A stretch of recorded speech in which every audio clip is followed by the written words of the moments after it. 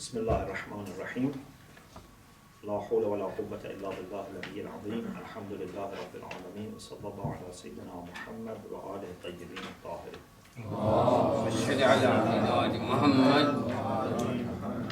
Okay, so with respect to the question how we can be sure that we have been fair enough in the way we have judged about another person. Actually, the chance of us being fair is very low. Why? Because we are judging between ourselves and someone else.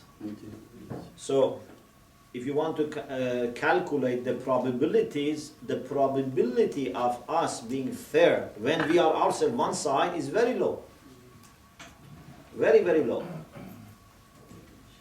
Only the probability of fairness goes high if you are a person that is used to admitting his or her mistakes.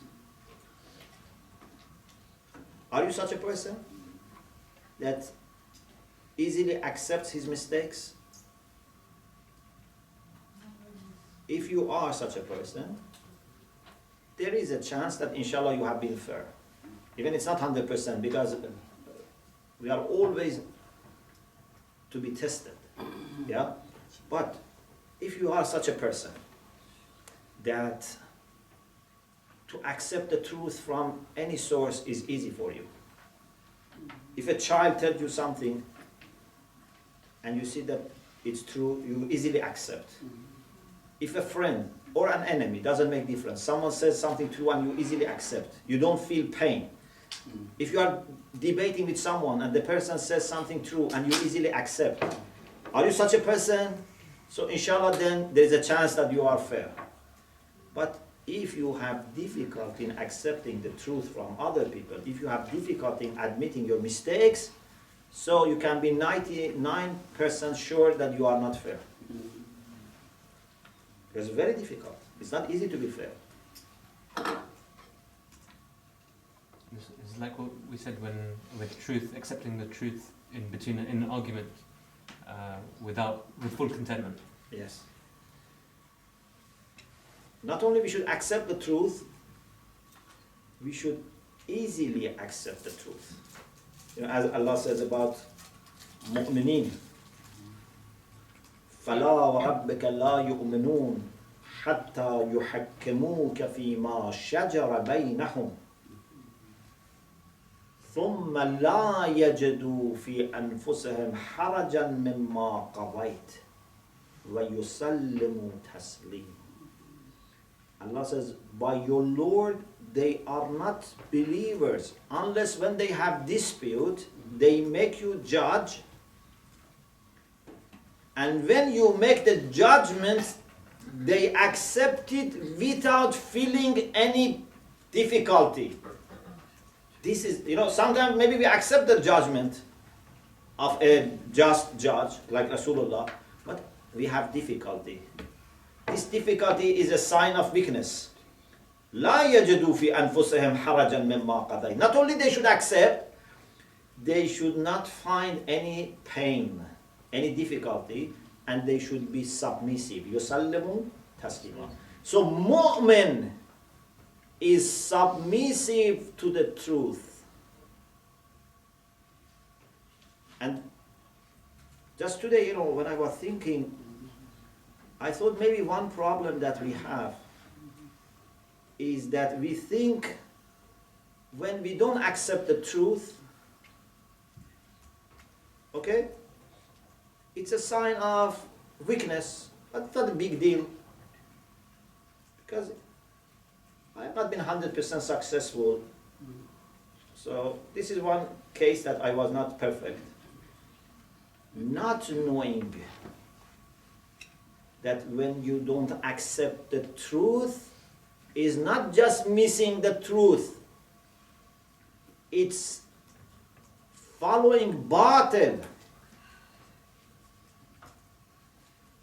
Because if you remember this hadith from Nahjul Balagha, when Amir al-Mu'minin talks about Iblis, and he says he is Imamul Muta'assibin wa Salaful Mustakbirin. So either you are following Haqq, so you are obeying Allah, or you don't follow Haqq, you are following Batil and you are obeying Shaitan. Because Shaitan is the leader of biased people, arrogant people. So it's not an easy thing. You know, sometimes I say, okay, I didn't help Imam Hussein 100%. So it's a weakness for me. But you must think that for anything that you didn't help Imam Hussein, you have helped Yazid. Do you understand? So it's not something easy. You say, okay, I helped Imam Hussein 90%, alhamdulillah. No. You have also helped Yazid when you didn't help Hussein. So in the battle between Haqq and Batil, when we don't commit ourselves to truth, it means that we are helping the opposite. So then I think we better understand how severe is the case. So there is no neutrality here. You cannot say, okay, in this case I didn't support Haqq. No, not only you didn't support Haqq,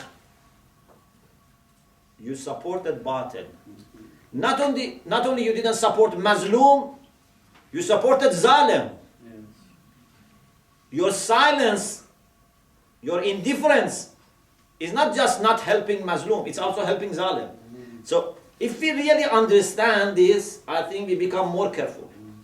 Many times we don't think about this side, we think that I am not just being good enough to help Mazloom. No, you are helping Zalim.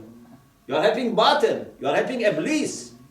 Because there is a battle here going on between Haqq and Batil, and Mu'min should be always trying to be on the side of Haqq.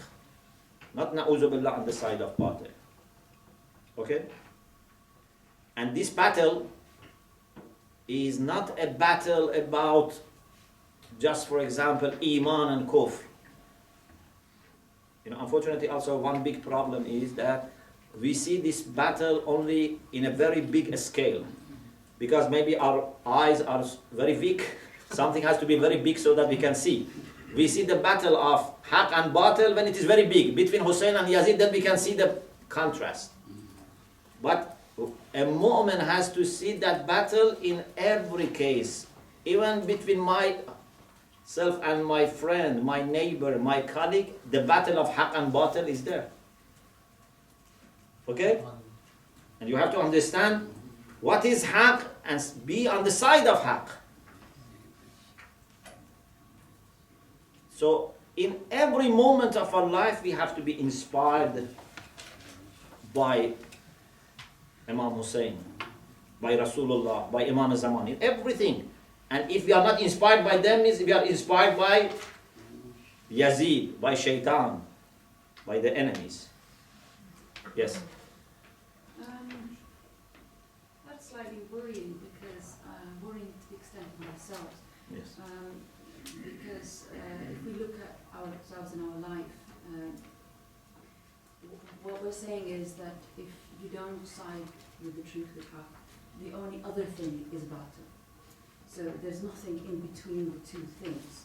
So as a Muslim, which requires us to submit, when we don't submit to the requirements, what we're doing is siding with Batil. Yes. Unknowingly again. And what about the case of what's happening to the Muslims outside in other countries? It questions us as to what are we doing to help them, to support them, because what you said is even our silence is a form of battle. Because there's lots of questions there that we need to ask ourselves in terms of our role. Of course, when I said silence can be is supporting Zalim, is when silence is wrong. But what I wanted to say is that if, in a case, I have to object and protest, if that's the case, then my silence is not just failing to be with Haqq. My silence is also supporting Batil. But this is if. Because sometimes for the general good of haq, we have to be silent. Okay, it's not that we have to always, sometimes we have to be following Imam Hassan. Sometimes we have to follow Imam Hussein. Unfortunately, sometimes people think that we should always be like the way that the event of Karbala took place. No, we have different scenarios in life. Imam Hassan is Hujjah, Imam Hussein is Hujjah. Even Imam Hussein alayhi salam for 10 years lived in the time of Muawiyah. Yes? 10 years was in Muawiyah, and Imam Hussein during the time of Muawiyah didn't uprise against Muawiyah. So we have to be very careful. It's very wrong to think that everything that we have to do is what in that particular time happened.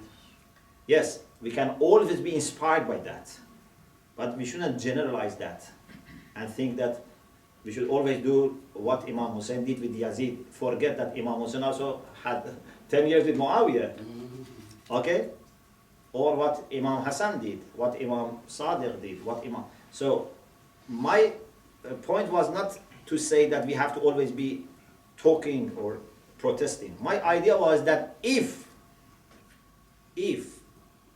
my commitment to truth requires to be speaking against the batil, if I don't speak, it's not just I have not helped haq, I have helped batil.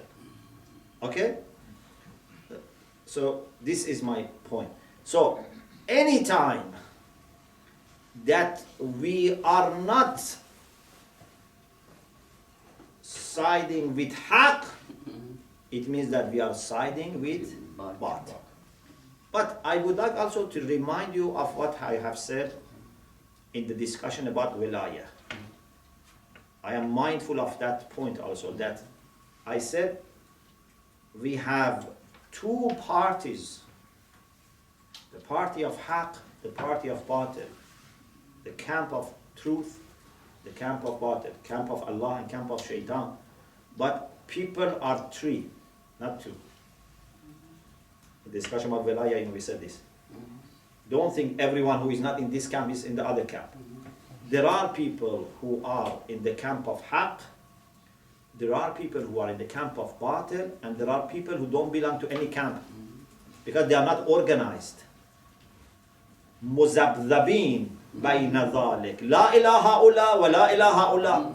There are people that 8 o'clock they are with haq, 9 o'clock they are with batil. And then 11 o'clock you don't know. Many people in the world are like this. Sometimes they are in favor of haq, sometimes they are in favor of batil. Actually, majority of people are like this. Don't think majority of people are in batil. This is our responsibility to reach out to these people.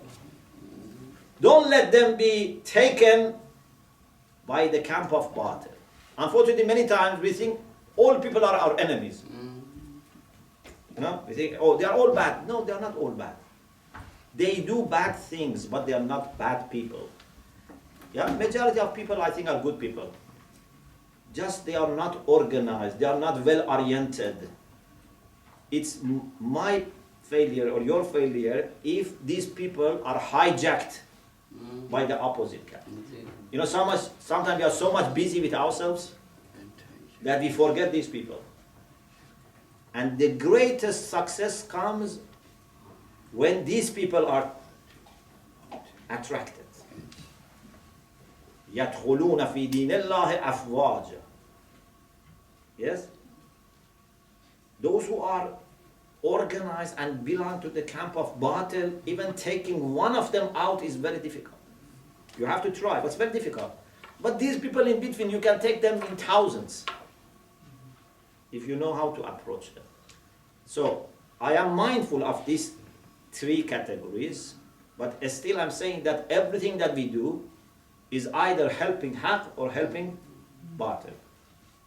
It's either something brings light or brings darkness.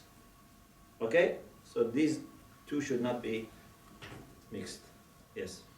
Sheikh, regarding the discussion of asabiyya and fairness and relating to arrogance,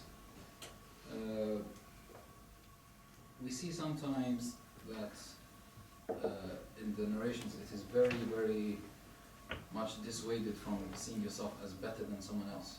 Yes. Because that is seen as being arrogant in that respect. And we have, for example, Nabiullah Musa, who refused to put himself at a higher status than the dead dog when Allah subhanahu wa ta'ala asked him.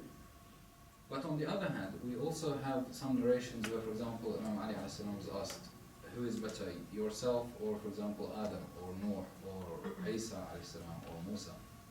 And he begins to explain that if it was not for this verse, I would have not have said anything. However, I am better because of this. I am better because of that.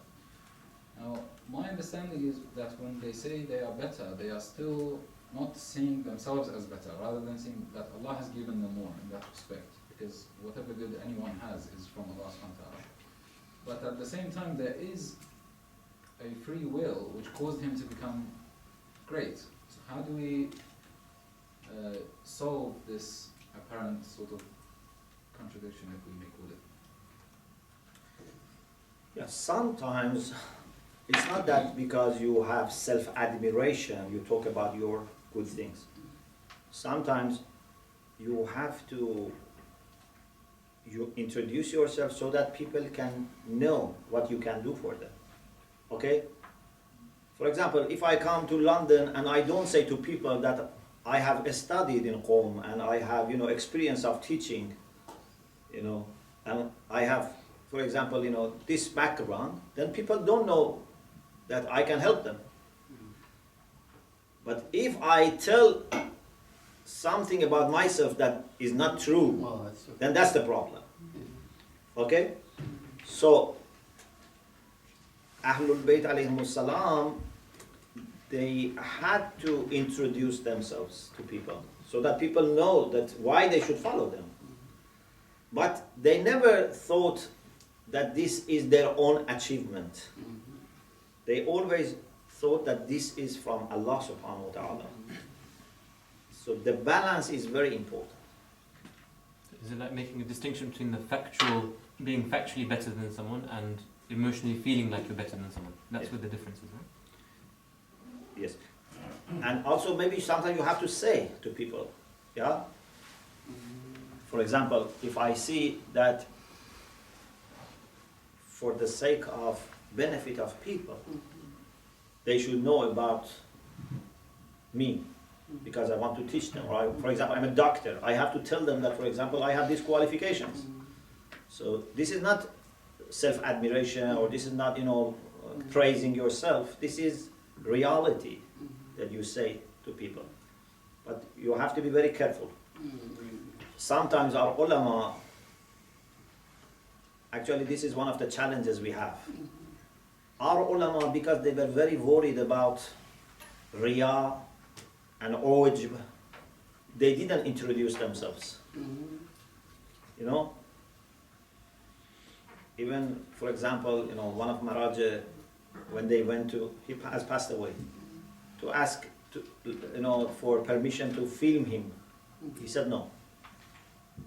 Although we think it's very important for us to have film of that marja, yeah, but because they are very worried that maybe shaitan is somehow penetrating, so they try to be very suspicious of themselves. But nowadays we have also a challenge that there are many people who are not qualified and they present themselves very well. So if you are qualified, you have also to present yourself, because if we are also shy or embarrassed or we want to be humble, then people cannot know you. So it's very difficult to realize that now I am promoting myself or I am promoting Haqq, and I as a servant of Haqq also should be promoted. It's very difficult. You cannot be always clear that what is your intention. It needs great, investigation. Yes. Sheikh, so do you think that when Imam Ali alayhi salam was asked, the only reason he responded was for the people's sake, and when Musa was asked by Allah, he didn't accept to put himself above the animal because it was not regarding people?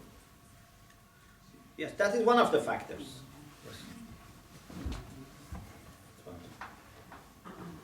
Okay, if you have any question, please ask. Otherwise, I start with Riwaya. We were to ask about the difference between Asabiya and Hamiya. It seems it's almost the same. Hamiya is a kind of asabiya, a kind of attachment or bias towards something. Up to today, I think it's the same. If they are different, I don't know. Up to today, my understanding is they are the same. Isn't it Hamiya sometimes positive mentioned? Like asabiya, even asabiya, like we had asabiya of Hamza. Yeah, but only maybe once mentioned as good. But Hamiya, even Imam Hussein Salam Allah, he mentioned it Yeah. when he speak to the enemies.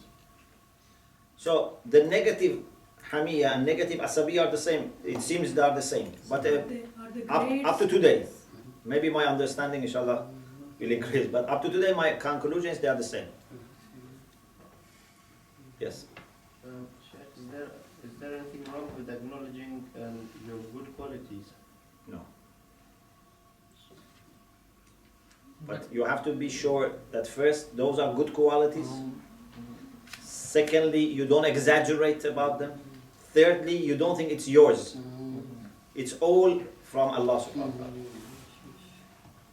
Otherwise, it's good, because if we don't realize our good qualities, then we are not going to use them. Yeah? If someone has good, for example, I don't know, talent, good, memory, good talent, if he doesn't recognize that, then he's not going to use and utilize it. So it's good to recognize, but not something that is mine. It's amana from Allah. Yes?